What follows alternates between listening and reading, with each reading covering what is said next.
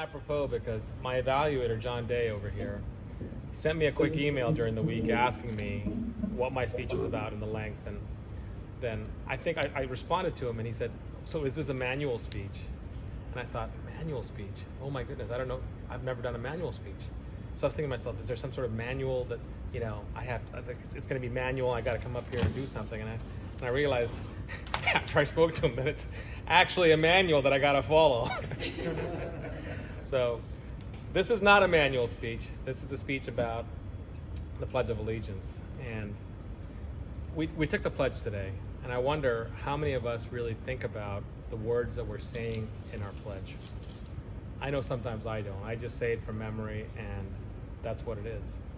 But it's pretty powerful, the words.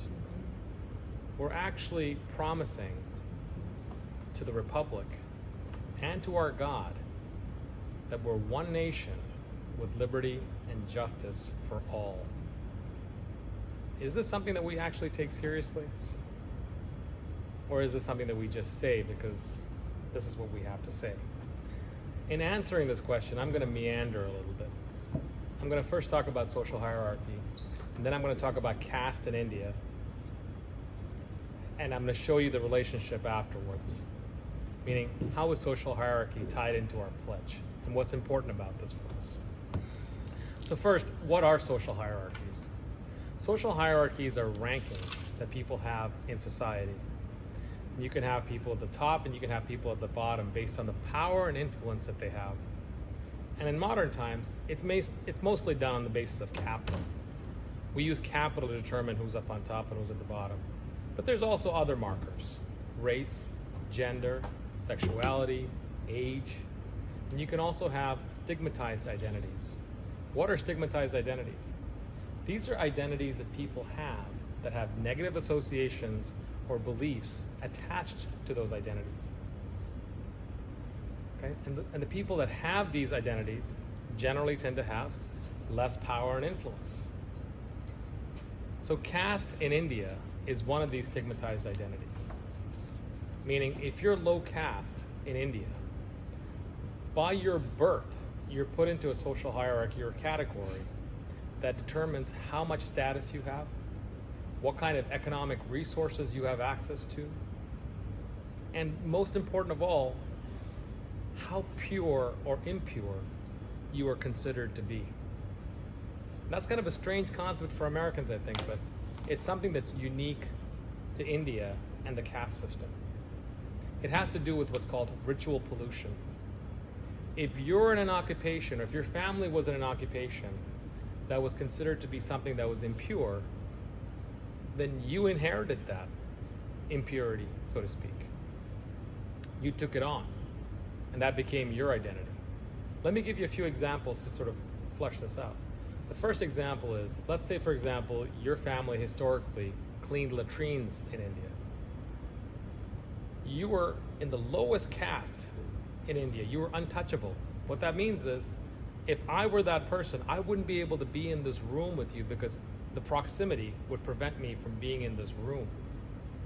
And I've seen it in my childhood with my own eyes, where people cover themselves up and they even stop themselves from breathing the air into your space because of the pollution that would be created by the low caste person breathing into the high caste person's airspace. And it's not just breathing, but it's who you associate with. You have limitations. Where you live, what kind of work you do, who you can marry, and even follows you to death. If you're low caste, you can't be buried in a high caste cemetery.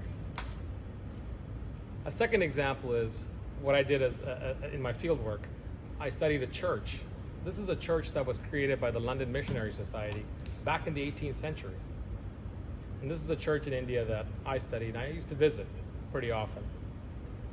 And I guess the missionaries were well-meaning in that they wanted to create a church that had both low caste people and high caste people who were all members.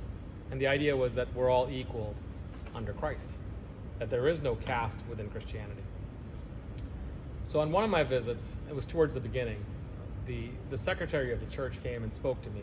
And he inquired with me, who I was and where my family was from, who my grandparents were. Once he ascertained what my background was, he said to me, listen, by the way, on your next visit up here, don't sit in the back.